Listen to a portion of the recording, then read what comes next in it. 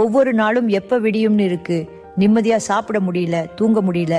வாதம்னு சொல்றாங்க, எலும்பு தேய்மானம்னு சொல்றாங்க, மூட்டு மாத்தணுமாம், தண்டுவடத்துல சின்ன ஆபரேஷனாம், ஆனால் சரியாகுமானா உத்தரவாதம் இல்லையாம்.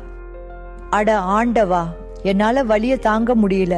வலி மாத்திரை போட்டுட்டே இருந்தா அடுத்து எந்த உறுப்பு எப்படி பாதிக்கும்னு தெரியல. நாட்டு நடப்பு தெரிஞ்சும் வேற வழி இல்லாம இந்த மாத்திரைய போட்டதும் அது பவர் இருக்கும் வரை கொஞ்சம் நடமாட முடியுது. மறுபடியும் ஆரம்பிச்சிடுதே, இதுக்கு ஒரு விடுதலையே இல்லையா?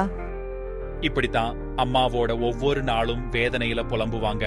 அவங்க இப்படி அவஸ்தைப்படும் போது என்னால எப்படி நிம்மதியா தூங்க முடியும்? பார்க்காத வைத்தியம் இல்ல, ஒவ்வொரு இடத்திலும் ஒவ்வொன்னு சொன்னாங்க. ஆனா அவங்க செஞ்ச புண்ணியம், அம்மா இப்போ வேற லெவல். நீங்களே பாருங்க.